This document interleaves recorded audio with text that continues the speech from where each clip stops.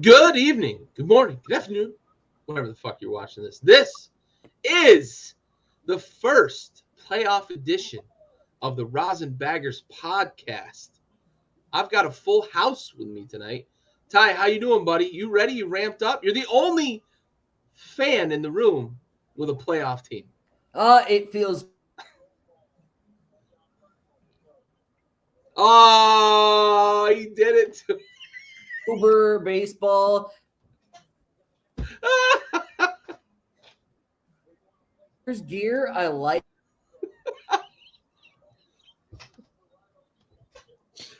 Oh man, we saw this coming.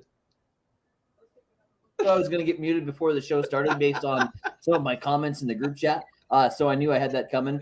But yeah, Jim Oh, Mora Jr. It's playoffs, playoffs, playoffs. Yeah, we're talking talking about playoffs playoffs. on the pod. I like it. Let's do it. Thanks for the mute, So, Steph. you got your revenge. How you feeling, bud? Talking about me or Ty here? You. I'm doing good, bud. I'm doing good. I'm used to being on mute. Cubs pulled out a victory today, last game of the season. So, they go out on a dub. Oh yeah. And we got playoff baseball starting this week, and Yeah. it doesn't get any better than playoff baseball. Oh yeah. Playoffs. Here we go. Hey, so real quick, the playoff matchups are set. They were set before the start of the day, but now that games have played as we go here, they're definitely set in stone. We got 1 and 2 seeds getting a bye here as we play a wild card round. The Yanks, the Astros, the Braves, and the Dodgers are awaiting their opponents. We're going to talk about all of the wild card matchups here in just a moment. I've got a question for the group here.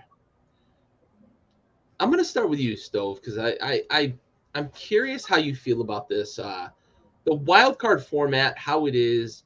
It's a 3-round series now. It's 3 games all in one stadium, and they don't reseed after the wild card round. So how do you feel about the wild card / playoff format here as baseball tries to evolve to, of course, making more money?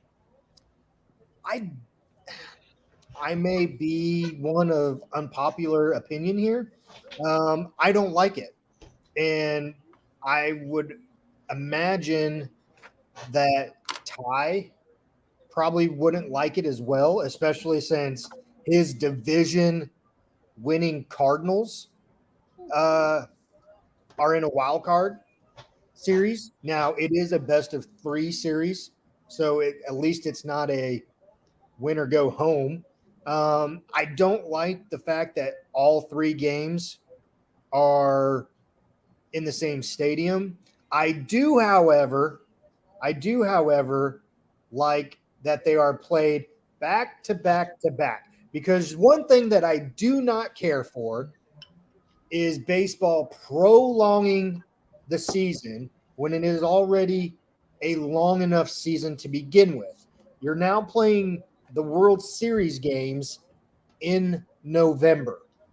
Now, what if you get a Chicago, a St. Louis, uh,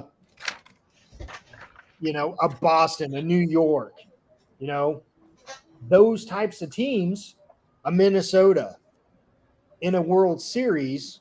I know some of those teams aren't in here, but in the foreseeable future, those teams that play outdoors and are in those northern states where you are susceptible to a lot colder weather and possibly snow in that time of year in November. So I don't like it. Uh, I think that they prolong the playoffs way too much. And with all the off days and everything else, I've said that for years, and I'll keep on saying it. Why you play these games during the middle of the week? You might have 1 or 2 off days in that week that you're playing, but all of a sudden, when you get to playoff baseball, you're getting 3 days and possibly even more rest. Like I understand it's, you're prolonging it, you're wanting the money and everything else, blah, blah, blah.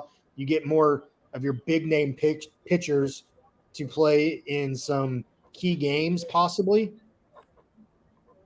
It just prolongs it so damn much. And, you know, if people are wanting for the game of baseball to evolve and do better, this is one aspect that they can do better. Like we don't need to be playing November baseball, and we can shorten the playoffs by eliminating a few off days and travel days and everything else. Like the ball players are used to playing back to back to back games. Like let them keep on doing that for 2 more weeks. Like it's not going to hurt anything. Yeah, for sure. I think honestly, the argument you just made could be an argument for what we've heard as a possibility over the last several seasons is shortening the regular season. Yeah.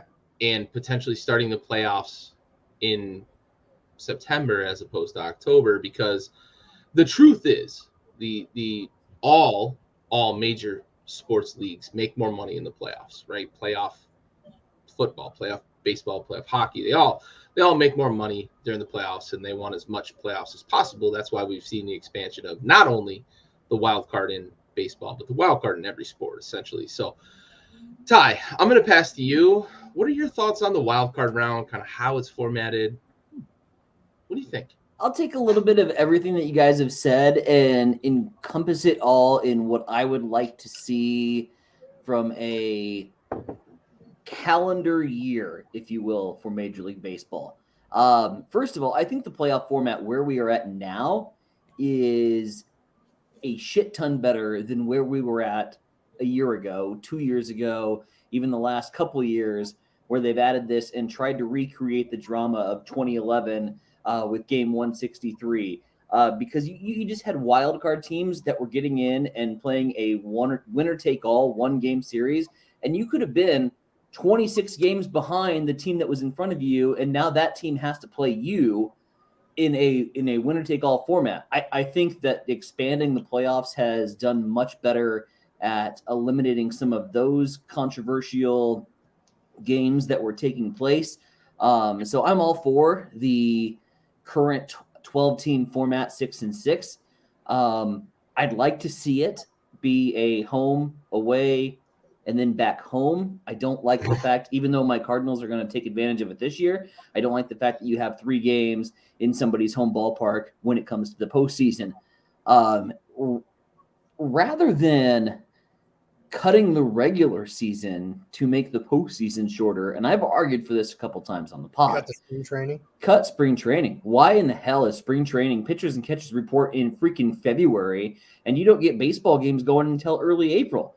You cut spring training games down by 2 weeks, and you start Major League Baseball in mid-March, and you can still have 162, and you can still do this 12-team playoffs, and you can still have home and away series, go back-to-back, add travel days, and be wrapped up by October 31st. I truly believe the answer for Major League Baseball moving forward, if they don't want to drag this baby on until Thanksgiving, is cutting that spring training, and therefore you keep your regular season. You can keep this 12-team format. And again, I want to give it a try. I don't want to bash it before I see it in action. So let's look at it a couple years. I think ultimately it'll be pretty cool. But I think that 12's got to be the max. You get any more than that, and you're getting teams that played average baseball, 500 baseball, that are potential playoff teams. I don't like that. So I like to keep it at 12. I think the answer is cutting spring training to avoid some of the concerns that you guys were sharing with baseball running into the dead of old man winter. Like I said, it's better than where we're at. And when 2011 was such a special year for Game 162, and to try to recreate that for Game 163 in a winner-take-all scenario just was not – it didn't work out. It wasn't fathomable for Major League Baseball to do that. So I'm willing to give it a shot here, just because, again, it is a vast improvement in the game. It's an evolution in the game, I think. And now it's just pinpointing and getting scheduling and getting your whole calendar year figured out and not just October to November. Yeah, for sure. Ty, I like how you finished that kind of the thought stream that we had going with the whole changing of the calendar, right? Mhm. Stove, you're spot on. We can't play November baseball. Like 9/11 was a unique circumstance that we ended up with November baseball. We can't play baseball in New York in November because it snows and it's fucking 40 degrees at best, even in New York City. Chicago, it's worse. It's windy, it's cold, it's snowy, it's biting wind in Chicago. You either promote domes for northern teams or you're gonna have to change the calendar. Absolutely. My gripe is as we've expanded, maybe I'm more of a contrarian than I thought I was going to be.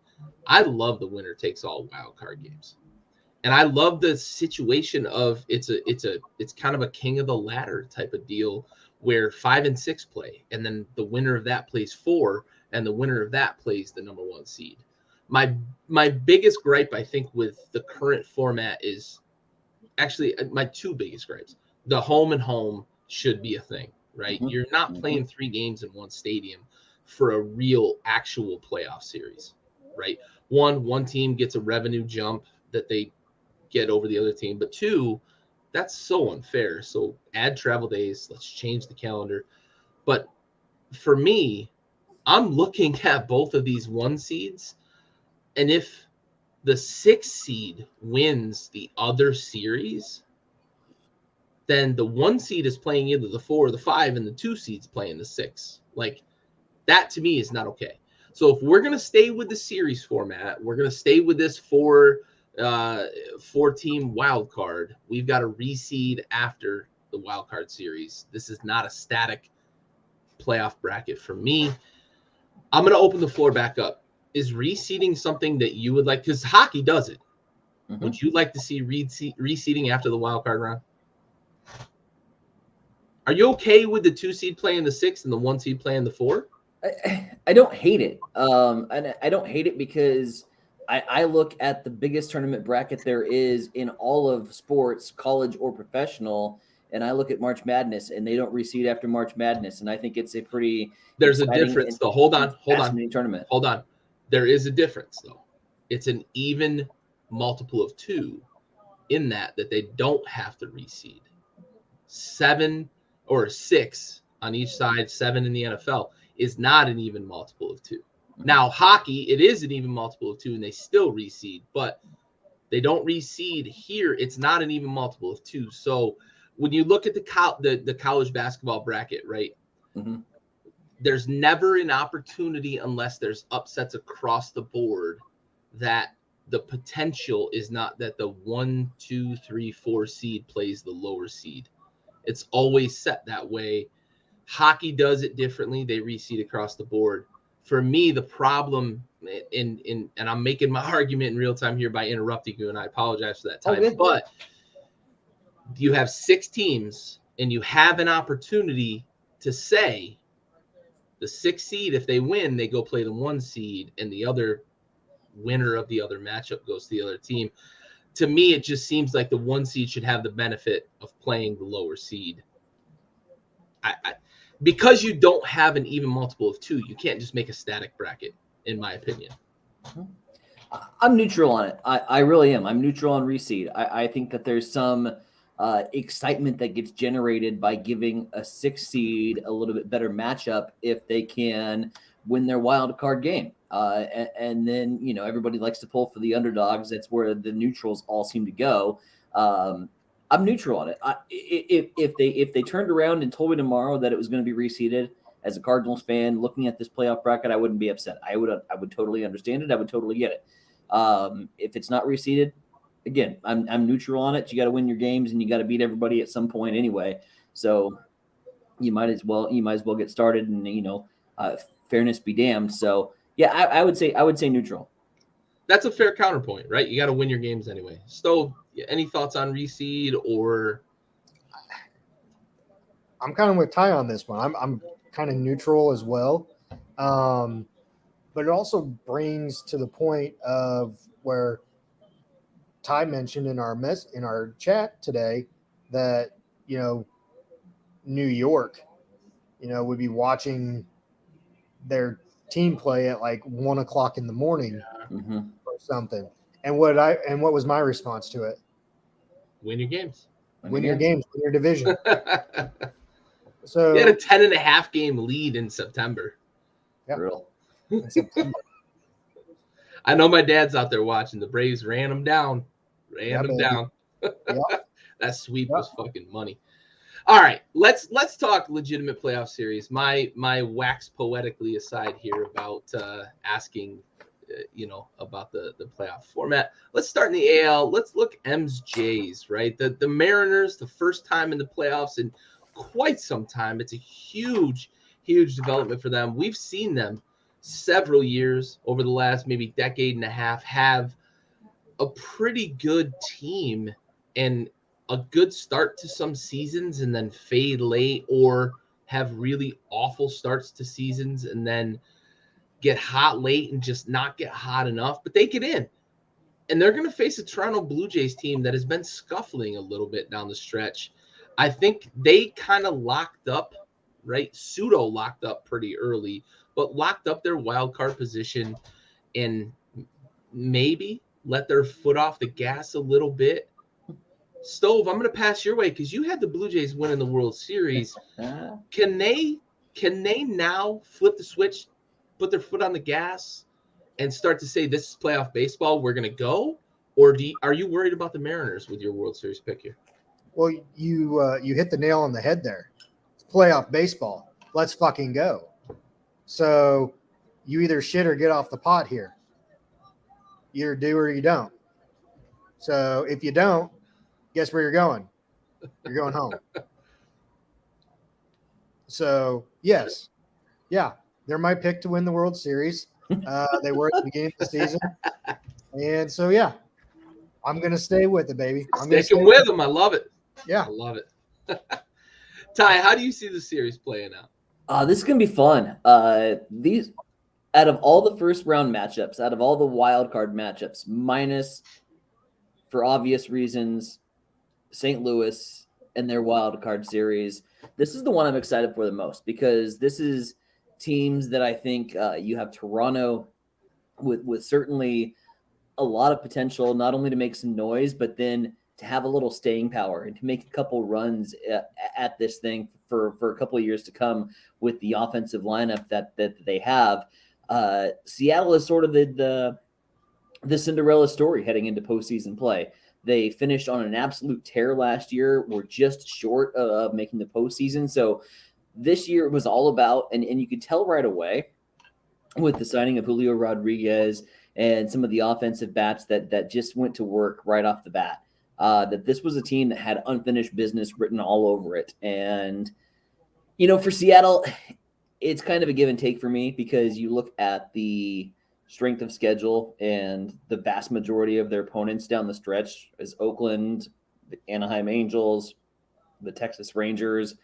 So it would be, especially with the way that the White Sox collapsed down the stretch, it would have been a hard stretch for Seattle not to make the postseason. And I think it would have been anything short of a postseason run would have been disappointing to the Seattle fan base.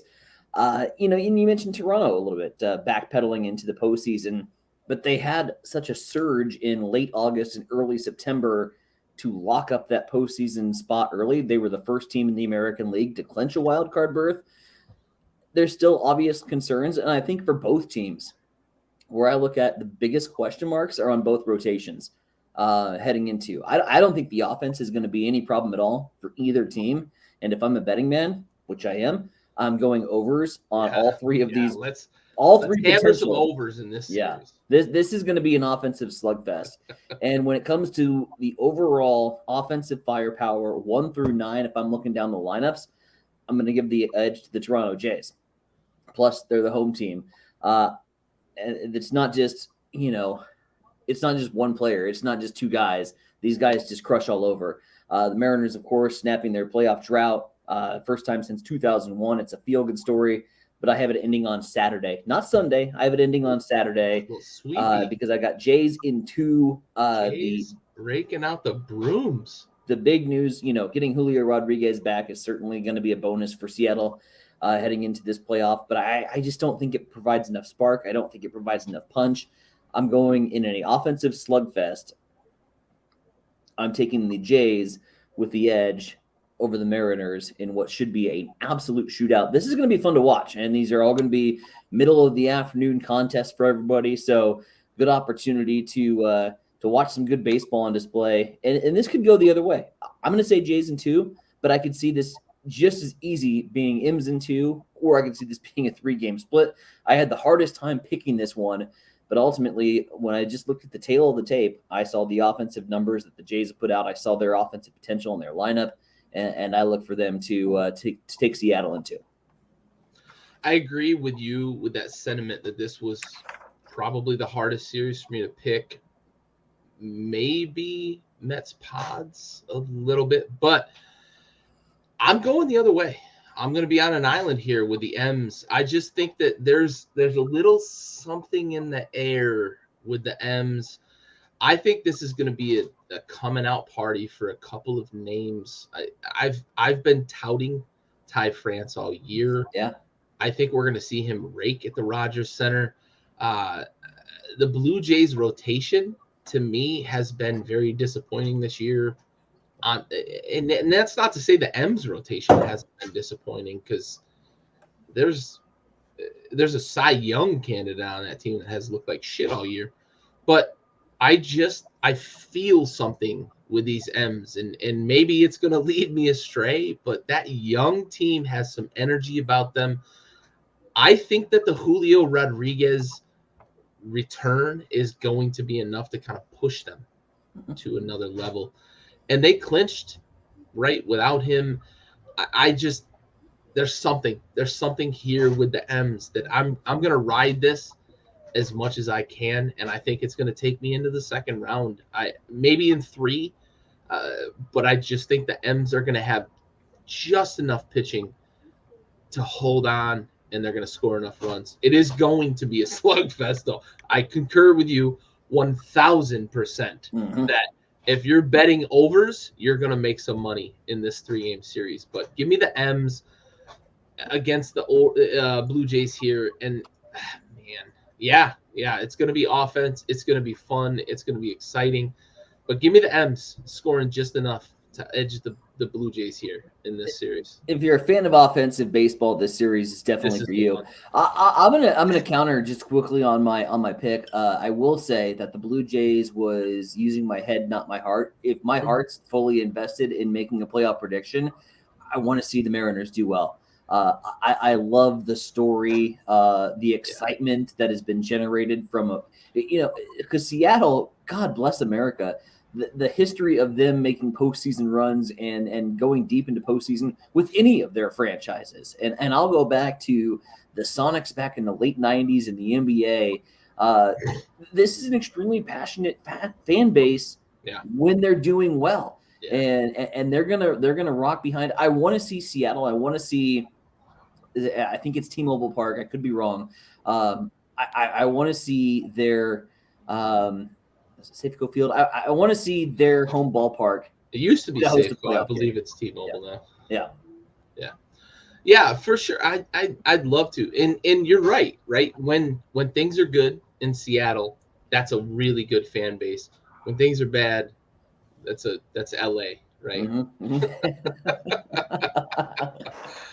All right, let's migrate over to the other AL wildcard matchup. And this one is very intriguing because we've got a team that rolls out a ton of arms because they've got a ton of arms against the team that has some surprising arms and a manager that is really maybe the most savvy in the league at using those arms. The Rays just roll out guys that throw 100. Right, there's 12 guys probably on that roster that throw 100, and 2 of them probably play in the outfield. And the Guardians have Tito Francona, who he just knows how to navigate matchups. Stove, how do you see this series playing out, man? That's a good question, Gary. It's a good question. Yeah. I'm going Rays with this one. I'm going to go in 3 with Okay. this one. Going in 3. We talked about it a couple weeks ago with the Guardians and kind of coming out of nowhere to make to be in first place in that division, because I think we pretty That's much a all bad division. it was a bad division. Yeah, Mhm. bad division. But even in that bad division, I think we all picked them to finish last because I had the Royals winning the division, which was a hard fail on my part. Whoops. Yeah. Whoops. But Francona, he'll have them ready to play. I think there's just more talent and more pitchers with the Rays. So I'm going Rays in 3 with this one. Ty, you agree? Oh man, I'll get to my pick here in a second, but Okay. I got to start first with an old 1970s AM radio gold song, Reunited, and It Feels So Good. I think it was Peaches and Herb that did this. This has a whole lot of like reunion feel to it. This is a cool series. You have Tampa Bay Rays manager Kevin Cash, who used to work under Tito back in the early Cleveland days. You also have the return of Corey Kluber, now a Tampa Bay Ray, who once was obviously famous for what he was able to do in Cleveland. So Yeah. there's a couple of really cool storylines on the reunion front. This was a series that just was played a few days ago, September 27th through the 29th. It was a 3-gamer. Cleveland took 2 of Tampa late in the season. Cleveland was making a little bit more playoff push than Tampa was. I think Tampa was feeling a little bit more comfortable. Cleveland still had to gain some separation in the American League Central to officially lock up their playoff spot. But listen, you can't deny what Kevin Cash has been able to do in Tampa since leaving Cleveland in 2014. Cleveland's lineup, though, they're super fun to watch. I know it's boring watching American League Central baseball because it's just been bad, but Stephen Kwan, Ahmed Rosario has had a resurgence in his career since he's left the New York Mets. And then you've got the big stick, Jose Ramirez, in there. And their pitching, lo and behold, I think matches up extremely well with Tampa. I love Bieber. I love Tristan McKenzie. He's probably my favorite fireballer of the entire rotation. And then you add a 15-game winner in Cal Quantrill. So, Cleveland's got the horses in a 3-game series to battle with Tampa. Now, Tampa cooled off a little bit. Honestly, I thought they pulled where you were kind of accusing Toronto of doing and completely letting their foot off the gas. That's really what I feel like Tampa Bay did. Backpedaled their way into the postseason. But it's still a Tampa team that has consistently done extremely well in the postseason, regardless of their roster. None of the names jump out at you as big in the lights names, except for maybe a Wander Franco. I can understand that. And they get Shane McClanahan back in the series. So they're healthy. They're getting reloaded. They've got a good playoff rotation. Their lineup is certainly more strong at the top. They're also welcoming back in Tyler Glasnow, who missed the most of the season as he was recovering from Tommy John surgery. Doesn't sound like they're going to add him to the rotation anytime soon, but he's certainly available in the bullpen to get you a couple innings need be. All that being said, not so fast, sweetheart, on the putting the Tampa Rays into the Little Lee AL. Corso there, huh? I'm going to go with my 3 check boxes down the tail of the tape. An offense, yeah, Tampa's got a good top of the lineup, but I think 1 through 9, offensively, I give the edge to Cleveland. In a 3-game series, In a 3-game series, I give the pitching edge to Cleveland. If this was a 5-gamer, if this was an ALDS matchup, I think Tampa, over the course of 5, has a stronger pitching staff. But you give a best-of-3 series, and again, with Biebs and McKenzie out there, I give the edge to Cleveland. And then we go to the manager. We go to the skipper. And I am not betting against Tito in October. I don't think that's a smart play. He is a manager that's been there, done that, knows how to get the job done. I have all 3 boxes checked for Cleveland. I have the Guardians in a sweep. Sweep. Sweep. Ooh, Wow. Okay. It's a bold statement, That Cotton. is bold. That's bold. I like it. Listen, Ty, all of those stats, all of what you just rolled down, I'm going to quote Squirrely Dan here. I'm going to say, that's what I Squirrely appreciate. Dandelion? That's what I appreciate about you. Is that what you appreciate about me? Take it down Dan. about 2 notches there, Squirrely. Take her down about 20% there, Squirrely Dan. But to be fair, listen, to be fair, I'm gonna agree with Ty here. I'm going Guardians, and it's for almost the exact same reasons, with one exception. Tampa Bay's 2-8. They're 2-8 coming into the playoffs. They have not only taken their foot off the gas, they're not playing good baseball right now. They can't find it. Right, and I don't know that they're going to be able to flip the switch here. I have more confidence if I'm looking at the previous series. I have more confidence that Toronto is going to be able to flip the switch than Tampa right now. You mentioned they're really good 1 through 3. That lineup kind of disappears, especially 6 through 9. That lineup disappears. I love Tristan McKenzie. I think he's a sneaky rookie of the year type of guy. He's not going to win it, but he's a guy that needs to get some consideration for rookie of the year.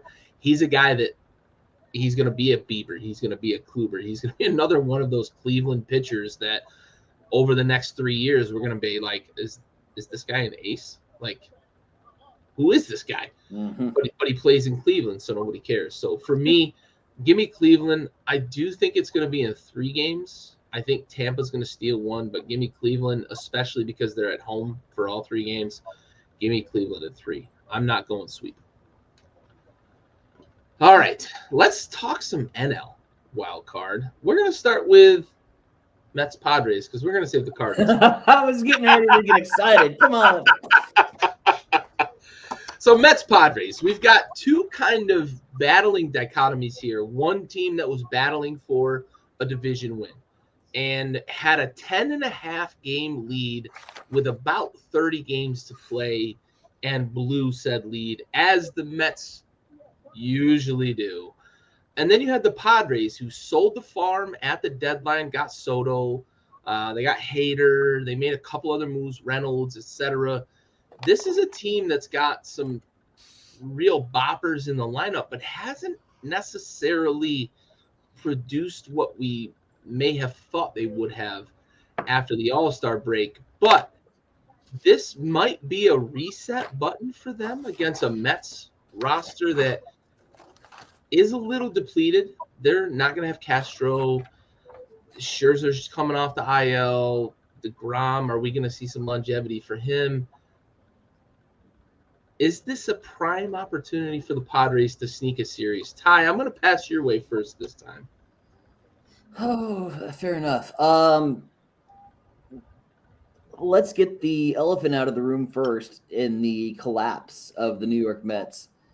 And the New York Mets, once again, as they have done in decades and decades past, have nobody to blame but themselves for the September collapse that ultimately led Atlanta. Now, give Atlanta credit. They had the slow, but God, you watch this, and this was like watching a hunter set up a trap and have the deer on spy cam and know exactly when and where that's going to cross. It waited for the perfect opportunity to strike. It was watching a slow train wreck, but you couldn't take your eyes off it. And credit Atlanta for reeling them in. Ultimately, the Braves won the National League East. The Mets didn't lose it, but again, from New York's perspective, nobody to blame but yourself for falling apart late once again. So ultimately, Allah, welcome to the wild card. New York Mets. Fans in New York media, they're already writing essentially the swan song, the stories. They're putting together things in the New York Daily News and the New York Post about what could have been for New York. And you know, imagine being a professional athlete in the New York right. market. You're getting set up for a postseason run. You're getting set up for a wild And card. it's over already. And your beat writers are already telling you how bad you are and how epic this my collapse God. was. Oh my God. Listen, the Mets are synonymous for dissipating faster than the September sun. I mean, it happens. But I'm going the opposite direction here. That's right, Manfred. I'm going to hit opposite field, something you should teach your players how to do so we can have the fucking shift. It's the big three for me that do it in this series. Mets have already announced their rotation for Friday, Saturday, Sunday. And you're going to see DeGrom, you're going to see Scherzer, and you're going to see Bassett. In a best of three, no way in hell can San Diego compete with that rotation in a best of three, in my opinion. Facing the Mets rotation will be a daunting challenge. Juan Soto is starting to get a little bit hot. Manny Machado has played like a National League MVP throughout the course of the season. The Mets bats can freeze up at any given time. We know that. San Diego could certainly take advantage of that. But I just don't see them, this once touted Slam Diego lineup, going up against a rotation like that in a best of three. And it's very similar to Cleveland Tampa. If this was a 5-gamer, I would be tempted to maybe go the other way. But in a 3-gamer, DeGrom has proved, even coming off the IL, that he still isn't going to miss a beat when he's on the bump. He's going to do DeGrom-like stuff. Scherzer is Scherzer. He's sensational. Chris Bassett's reliable if it happens to go to Game 3. I don't see San Diego touching this rotation in a vast difference from where I was at with Tampa and Seattle. I'm betting hard unders on this San Diego Mets series because I think it's going to be a little bit inflated because of the offense that San Diego provides. I think Vegas is going to be looking at this and going, hey, we're going to set the over-under line here. You're going up against the best rotation in baseball. The Mets built this rotation specifically for this reason, to push in the postseason, to have an extra horse in the stable, to be able to get over this postseason drought, this postseason hump. And if you make that kind of investment into your starting rotation, into your team, it better damn well pay off. And if it doesn't, there's going to be a lot of question marks in the front office. Not necessarily Buck Showalter, not necessarily the lineup, but there's going to be questions on the front office and the CEOs, so to speak, that make these moves. Yeah, for sure. Mets in 3. Before I pass the stove, just throwing it out there. Listen, Vegas, you're setting those trap lines. We're on to you. Bet the under. Stove, what you got for me, buddy? I'm with Ty on this one, and it's for the pitchers. It's for DeGrom, Scherzer, and Bassett. Those guys have been there. They know what it takes to win postseason baseball. I called it that the Mets were going to lose the division. Braves were going to catch them, win the division. But I do feel that in a 3-game series, like Ty said, going up against those 3 pitchers is a tall task. You know, it kind of reminds me of a certain team back in the early 2000s when they had Wood, Pryor, Clemente, and who came? Huh? Zambrano was on there as well. Yeah. And the Marlins came into town, and unfortunately they took care of business. Cubs did not. But that was a 7-game series. This is a 3-game series. Give me the Mets in the 3-game series. For sure. Hey, quick aside, Stove, as a Cubs fan. Yeah. I used to play Summer League baseball with Mark Pryor's cousin. Nice. Anyway, I'm going the other way in this. I'm on the island again. Listen, if I'm gonna lay this out here for everybody's viewing pleasure. The pitcher who will face Jacob deGrom in Game 1 is 5-1 in September with a sub-2 ERA. So the Padres aren't just rolling some schlub out there in game 1. Padres are going to steal game 1. Mets are going to come back, win game 2 with Scherzer because Scherzer has playoff mettle. But you know who doesn't have playoff mettle? Chris Bassett. Padres are going to win in a little bit of a high-scoring affair in game 3. Give me the Padres in game 3 because they've got the longer lineup, and the Mets are missing Starlin Castro, who has been a pretty pivotal part of that lineup and that outfield this season. So give me the Padres in 3. It's gonna be a little bit of a shootout in game 3, but I just think that lineup, and Ty, you mentioned it, Soto's starting to warm up. Remember the last time he played in the playoffs? Had a historical season as a 19-year-old, carried a Nats lineup to a World Series championship. You got that mute button ready? Because they went through my Cardinals to get there. So any time now, Stove. Well, I'm good. Stove ain't mute you on the Cardinals. But I just think that Soto is starting to feel that September, October's here. He's going to be really good in this series. And that Padres lineup is deeper. I think Darvish is going to outduel DeGrom. And I hate to say that because it's DeGrom. But Darvish has been unbelievable in his last 6 starts. Give me the Padres in 3. This is going to be a fun series to watch, though, for sure. Bet the under in the first 2 games. Bet the over in the 3rd game for me. I'll give you one scenario because I'm with you on Darvish taking DeGrom in 1 and Scherzer winning 2 and Bassett getting in a little bit of trouble in game 3. And this is where the old chess over checkers comes into play in Major League Baseball. Luck. I could see very easily that New York, in a scenario where it is in game 3, in the best of 3, if Bassett gets in trouble, going back to DeGrom, if he has a short outing in game 1, and getting the ball on the hill and winning it for New York. Maybe if he goes short. I think we're going to see Carrasco early in that game, though. You're not throwing DeGrom out there. Could see Carlos. Injury prone. Yeah. Had Tommy John surgery and all that. If he goes really short, maybe, but he's gonna win you a ball game. DeGrom's gonna win a game in that series. I don't know if it's game 1 or 3. I like you going out on that limb, bud. I like it. All right, let's talk the final series of Wild Card Weekend for us, anyway. Frame up this Cardinals logo perfectly here in the camera if we can do that. Because thank you. For anybody that doesn't know yet, we've got a resident Cardinals fan, right? And we've got a resident Cubs fan, and we've got a resident City of Philadelphia hater.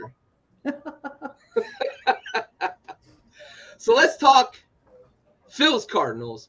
The Phillies get back into the playoffs for their first time, and I think it's 6 years. They've really pushed hard, selling and buying and pushing money into their lineup. Bryce Harper is the stud within that lineup. They don't have a ton of pitching, but they've gotten some good performances as the second half of the season has rolled on. Nola seems to have maybe figured it out a little bit, despite his real big struggles to start the season. The Cardinals have the big 3, obviously, with Pujols and Wainwright and Yachty with their swan song, and a lot of young talent infused into that with the leadership. Stove, I'm going to push your way first. Ty, I'm sorry, buddy. I'm going to save you for last. Well, that's okay. I was expecting it. How do you see this playing out, Stove? I'm kind of looking at it a little bit like the greatest series of all time. Dads versus their sons. Or maybe like grandpas versus their grandsons here. Wow. You know? Woo. And this is swinging haymakers. So this is So this is where I'm making an analogy that doesn't quite fit, but somewhat does fit. Because if you look at it, and Ty always alludes to, that little piece of metal that's sitting in front of him there, and how the Cardinals have been dominant and, throughout the Central Division in the NL, and how they've won all these World Series championships and this and that. Um, you know, he, he's almost proclaiming, to me, anyways, in my opinion, that the Cardinals are almost like the Russian hockey team in 1980s. Ooh.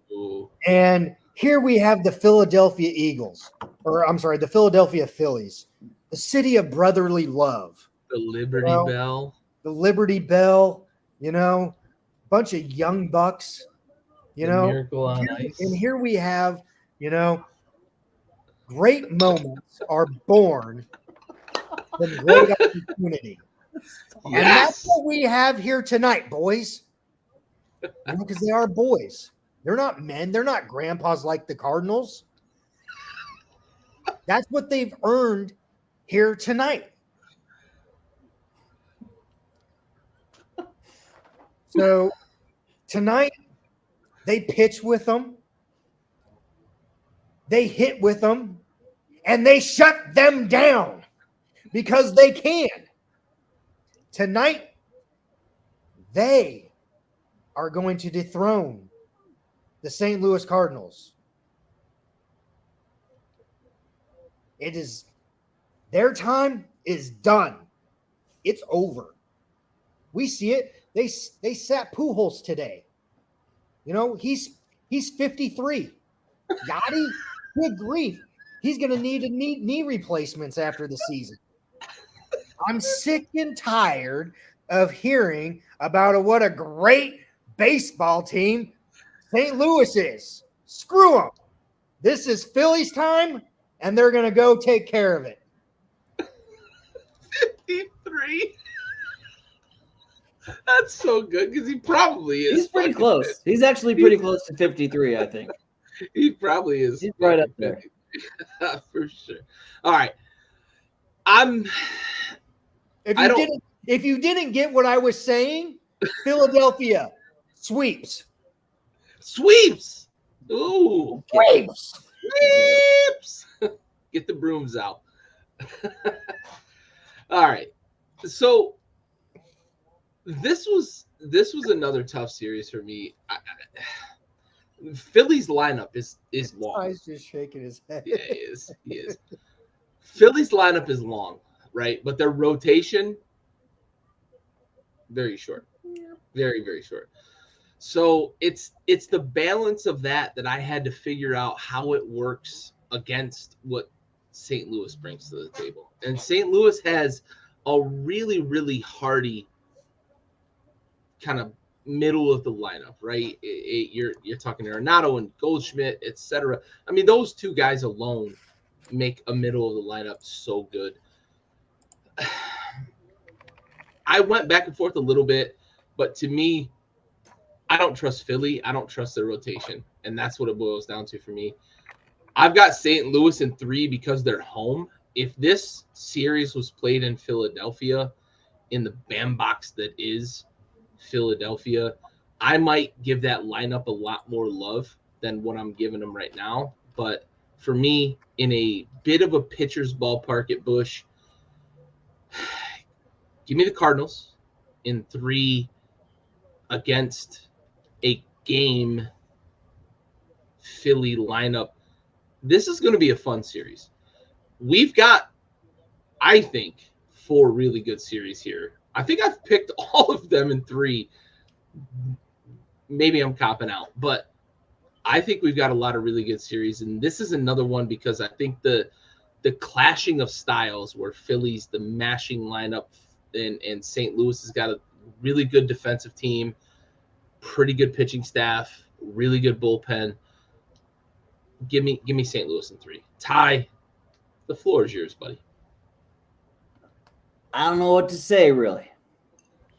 3 days away till the biggest battle of the St. Louis Cardinals' professional lives. And it all comes down to this. Now either they heal as a city, as a community, and as a team, or they're going to crumble inch by inch, pitch by pitch, till they're finished. Obviously, that's Al Pacino's speech from Any Given Sunday. I just thought I would counter with Herb Brooks. I don't have anything left on that in this speech here to add to this equation. Listen, St. Louis has been the most fascinating story, and I'm not just saying that as a St. Louis Cardinals baseball fan. I've loved what has happened all year long. They overcame early season adversity. They never looked back. They took the Central with ease. Thank you, Milwaukee, for absolutely dissipating to death at the trade deadline, where they will more than likely be a general manager change in Milwaukee after the end of this season, or at least there should be. Pitching and defense has been carrying St. Louis right now, and rightfully so. Their defense is arguably the best that I've ever seen on a Major League Baseball diamond put together, with Nolan Anchor in the hot corner and plug and play. Whoever they throw out in the outfield has been dynamite and awesome. Their arms are fantastic. They are mid-cut center field, 2 yachty, no hops taken. These guys are just phenomenal defensive athletes. This last month, for St. Louis, it's really been nothing more than a formality, essentially turning September into a month-long celebration of the greats, leaving the great city following the season. You know, you got Yachty, Pujols, Waino tributes. They've been touching. We've had 700. We've had 703. We've had the most starts ever from a pitcher and catcher. It's been nothing but magical. And as I've said from the very beginning on this podcast, the very beginning of the season, I was just happy to see them back. Could have cared less where they finished. But now we're here. Now let's make a little noise. Now let's win a couple fucking games. My biggest concern for St. Louis from that perspective is exactly that.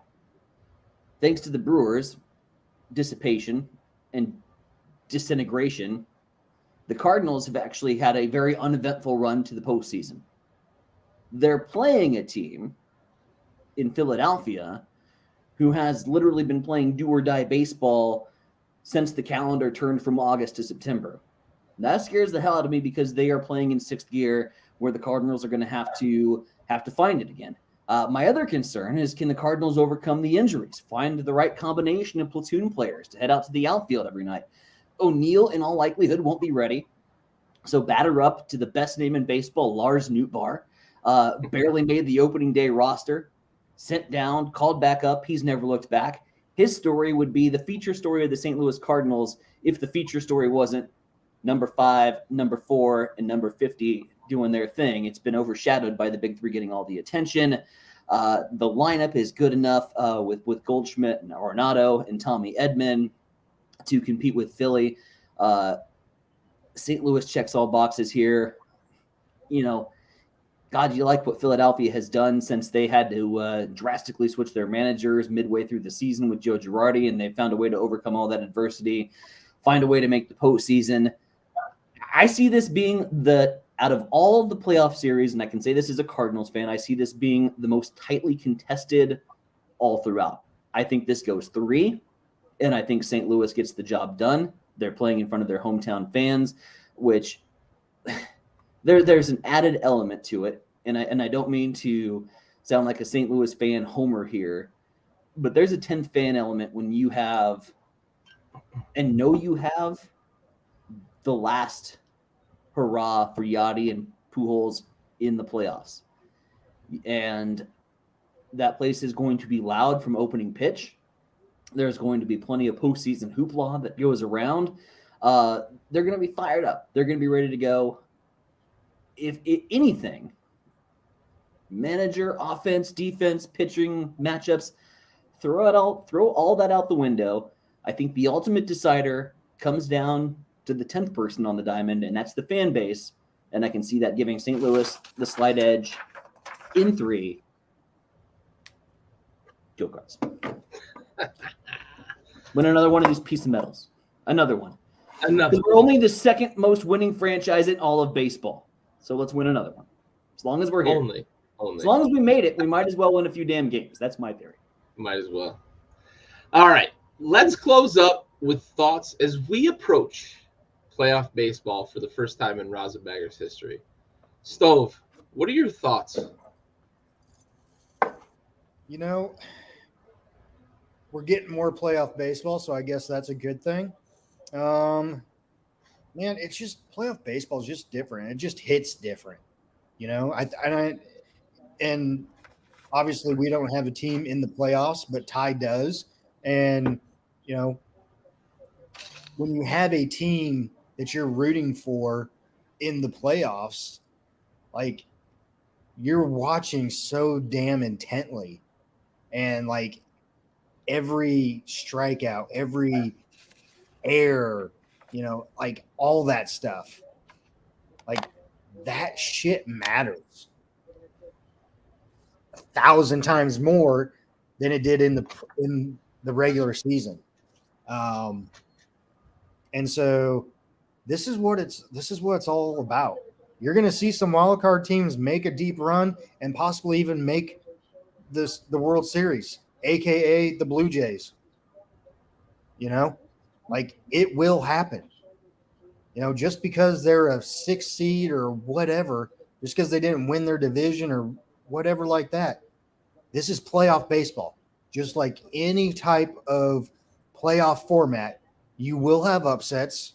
You don't know where they're going to come from. You don't know how they're going to come, but they will come. And I can't wait to watch it. That's a great point, right? And I try to equate this for people who are casual fans of hockey, right? Playoff hockey is different. The intensity is different.